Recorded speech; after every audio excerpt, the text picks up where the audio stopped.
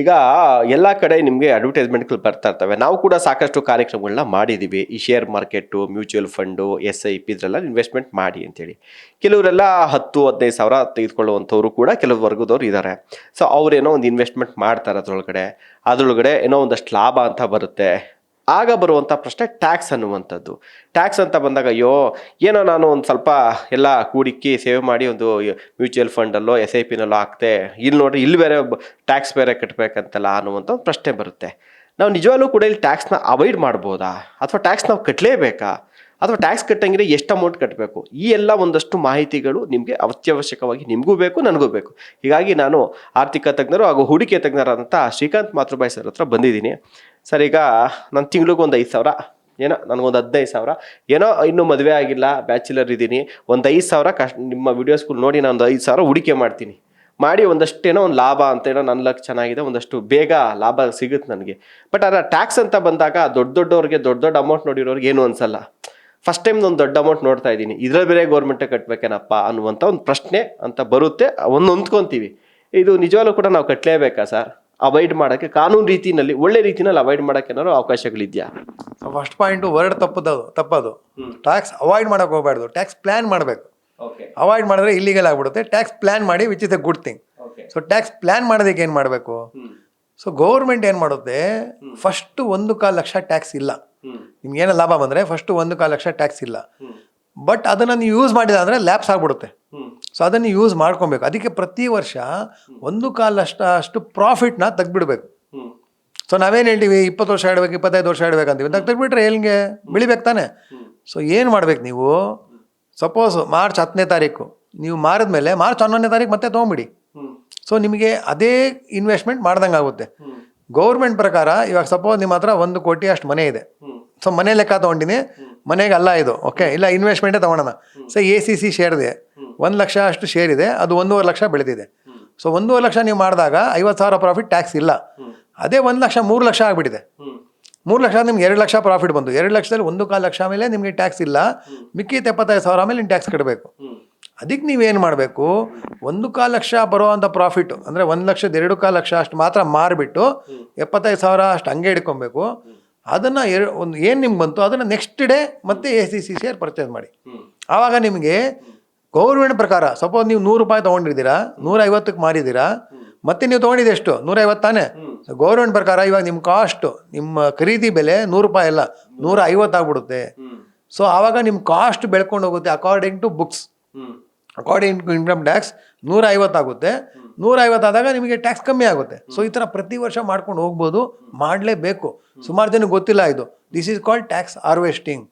ಇದು ಮಾಡಿದಾಗ ನಾವು ಕೊಟ್ಟೋ tax instead of paying 50 lakhs tax, 60 lakhs tax, will be paying 1 or 2 lakhs tax.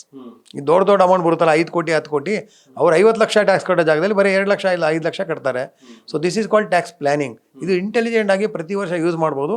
ಮಾಡಿದ್ರೆ ಒಳ್ಳೆಯದು. ನೀವು ಅನ್ಬೋದು 2 ಲಕ್ಷದಲ್ಲಿ ಏನು ಬರುತ್ತೆ, ಬಟ್ ಅದು ಪ್ರತಿ ವರ್ಷ ಲೆಕ್ಕ ಹಾಕಿದಾಗ ಎಷ್ಟು ದುಡ್ಡು ಆಗುತ್ತೆ. ಅದಕ್ಕೆ ಇದು ಮಾಡಿ, ಟ್ಯಾಕ್ಸ್ ಹಾರ್ವೆಸ್ಟಿಂಗ್ ಮಾಡಿ. ಅದೇ ಭೂಮಿಗೆ ಬಂದಾಗ ಬೇರೆ ಥರ ಬರುತ್ತೆ. ಈಗ ಓಕೆ ಸರ್, ಇದು ಗೊತ್ತಾಯಿತು ನಮಗೆ.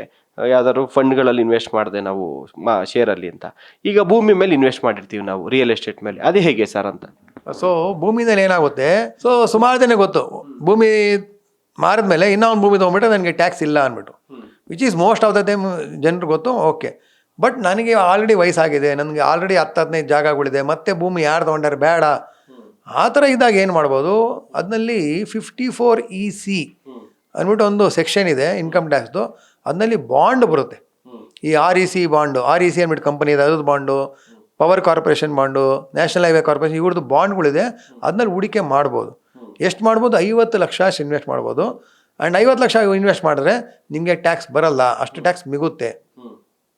ಬಟ್ ಅದು ಒಳ್ಳೇದ ಮಾಡಿದ್ರೆ ಒಳ್ಳೇದಲ್ವ ಅಲ್ಲ ಅಂದ್ಬಿಟ್ಟು ನಾನು ಹೇಳ್ತೀನಿ. ಏನಕ್ಕೆ ಅಂದರೆ ನಿಮಗೆ ಬರೀ 5.25% ಅಷ್ಟೇ ಬಡ್ಡಿ ಬರೋದು.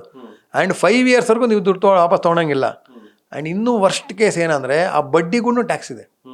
ಸೊ ನಿಮ್ಗೆ ಆ್ಯಕ್ಚುಲಿ ದುಡ್ಡು ನಿಮಗೆ 5 ವರ್ಷ ಸುಮ್ಮನೆ ವೇಸ್ಟಾಗಿ ಇಟ್ಟಂಗೆ ಲೆಕ್ಕ.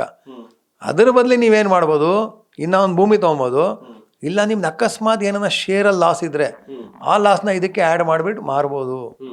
ಸೊ ಸುಮಾರು ಜನಕ್ಕೆ ಇದು ಗೊತ್ತಿಲ್ಲ. ನನಗೆ ಶೇರಲ್ಲಿರೋ ಲಾಸ್ನ ಭೂಮಿ ಪ್ರಾಫಿಟ್ಗೆ ಆ್ಯಡ್ ಮಾಡ್ಕೊಬೋದು, ಅವಾಗ ನನ್ನ ಭೂಮಿ ಟ್ಯಾಕ್ಸ್ ಕಮ್ಮಿ ಆಗುತ್ತೆ. ಸೊ ನಿಮಗೆ ಶೇರಲ್ಲಿ ಲಾಸ್ ಏನಾರ ಇದ್ದರೆ actually it's good. It's good for your taxation purpose. So ನಿಮ್ಮ ಭೂಮಿಲೆಲ್ಲ ಲಾಸ್ ಇದ್ದರೆ ಆ ಲಾಸ್ ತೋರಿಸಿ ಶೇರ್ ಮಾರ್ಕೆಟಲ್ಲಿ ಪ್ರಾಫಿಟ್ ಇದ್ದರೆ ಮಾರ್ಬಿಡಿ. That's the best way. So every year ನೀವು ನೋಡ್ಕೊಬೇಕು ನನ್ನ ಯಾವ ಅಸೆಟಲ್ಲಿ ಎಷ್ಟು ಪ್ರಾಫಿಟ್ ಇದೆ ನೋಡ್ಕೊಂಡು ಮಾಡಿದಾಗ ನಿಮ್ಗೆ ಟ್ಯಾಕ್ಸ್ ಕಮ್ಮಿ ಬೀಳುತ್ತೆ. ಇದು ಬಿಟ್ಟು there are some ways where 54 EC bond ಇದೆ, ಅದರಲ್ಲಿ ಮಾಡ್ಬೋದು. ಮತ್ತು ಟ್ಯಾಕ್ಸ್ಗಳಲ್ಲಿ ತುಂಬ ಇದೆ, ಟ್ಯಾಕ್ಸ್ ಪ್ಲ್ಯಾನಿಂಗ್ ಸಿಗುತ್ತೆ. ಮೋಸ್ಟ್ ಇಂಪಾರ್ಟೆಂಟ್ ನಾವೇನು ಹೇಳ್ತೀವಿ, ವೆನ್ ಯು ಆರ್ ಬೈಯಿಂಗ್, ನೀವೇನನ್ನ ಮನೆ ಮಾರಿದರೆ ಮನೆಯೇ ತೊಗೊಬೇಕು, ಸೈಟ್ ತೊಗೊಳಂಗಿಲ್ಲ. ಸುಮಾರು ಜನ ಸೈಟ್ ತೊಗೊಂಡ್ಬಿಟ್ಟು 10 ವರ್ಷ ಆದಮೇಲೆ ಕಟ್ತೀನಿ ಅಂದರೆ ಬರಲ್ಲ. Then you will be forced to pay tax.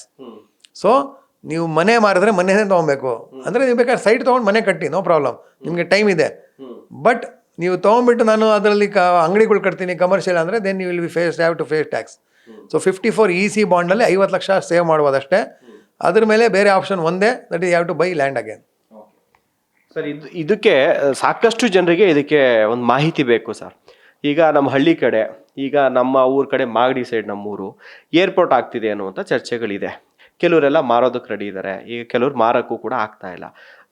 ಈಗೇನಾರ ಸಾಕಷ್ಟು ಕಡೆಯಲ್ಲಿ ಈಗ KIDBಗೆಲ್ಲ ಲ್ಯಾಂಡ್ ಹೋಗ್ತಾ ಇದೆ.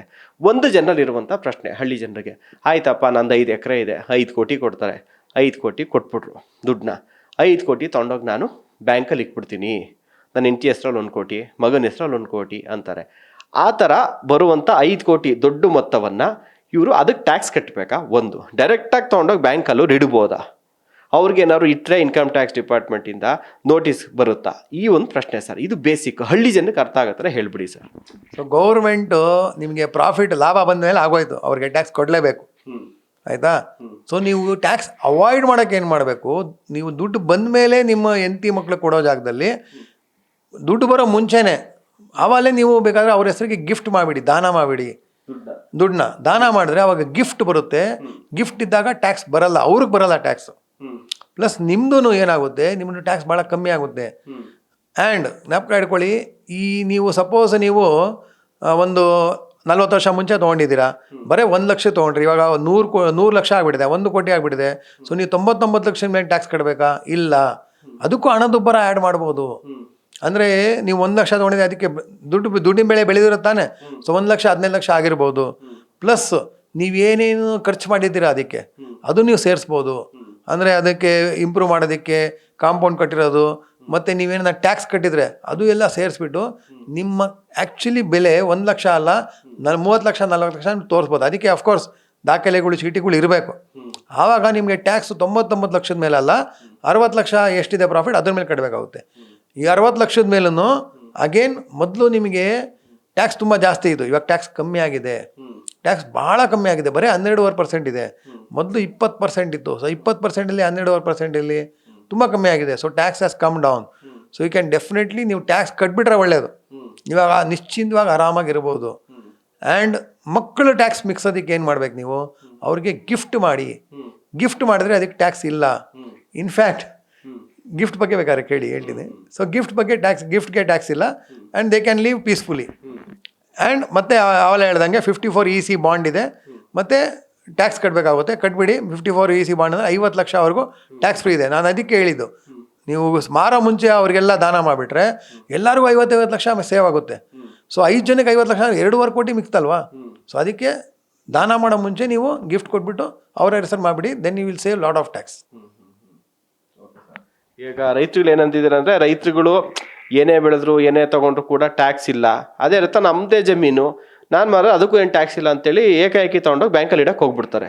ಅಲ್ಲಿ ಇಕ್ಕೊಂಡ್ರೆ ಲಾಕ್ ಆಗ್ಬಿಡುತ್ತೆ. ಸೊ ನೀವು ಹೇಳಿದ್ರಿ ಬರೀ ರೈತರಿಗೆ ಟ್ಯಾಕ್ಸ್ ಇಲ್ಲ ಅಂದ್ಬಿಟ್ಟು, ನಾನು ಇನ್ನೂ ಒಂದು ಹೇಳ್ತೀನಿ, ರೈತರಿಗಲ್ಲ, ನಮಗೂ ನಿಮಗೂ ಇದೆ ವಿತೌಟ್ ಟ್ಯಾಕ್ಸ್ ಇರೋದು. ಅದು ಜನರಿಗೆ ಗೊತ್ತಿಲ್ಲ, ಇಲ್ಲ ಅದರಲ್ಲಿ ಅವ್ರಿಗೆ ಆಸಕ್ತಿ ಇಲ್ಲ, ಆ ಥರ ಇರುತ್ತೆ. ಸೊ ಸುಮಾರು ಜನಕ್ಕೆ ಏನು ಗೊತ್ತು, ಎಲ್ಲರಿಗೂ ವ್ಯವಸಾಯದಲ್ಲಿ ಟ್ಯಾಕ್ಸ್ ಇಲ್ಲ ಅಂದ್ಬಿಟ್ಟು ಗೊತ್ತು, ಅಗ್ರಿಕಲ್ಚರ್ ಇನ್ಕಮ್. ಇದೇ ಥರ PPF ಅಂದ್ಬಿಟ್ಟಿದೆ. PPF ಅಲ್ಲಿ ಟ್ಯಾಕ್ಸ್ ಇಲ್ಲ. ನೀವು ಹಾಕೋ ದುಡ್ಡಿಗೂ ಟ್ಯಾಕ್ಸ್ ಇಲ್ಲ, ಬಡ್ಡಿ ಬರೋದಕ್ಕೂ ಟ್ಯಾಕ್ಸ್ ಇಲ್ಲ, ಏನು ಬೆಳೆಯುತ್ತೆ ಅದಕ್ಕೂ ಟ್ಯಾಕ್ಸ್ ಇಲ್ಲ. Very few instruments in India which is exempt. 3 ಕಡೆನೂ ಎಕ್ಸೆಂಪ್ಟ್ ಇದೆ. ಇನ್ಫ್ಯಾಕ್ಟ್ NPSಗೆ ಕೂಡ ಟ್ಯಾಕ್ಸ್ ಇದೆ. ಸುಮಾರು ಜನ ಗೊತ್ತಿಲ್ಲ, ದೇ ಥಿಂಕ್ ನಾನು ದುಡ್ಡು ಮಿಕ್ಸ್ತಾ ಇದ್ದೀನಿ ಅಂದ್ಕೊಂಡಾರೆ.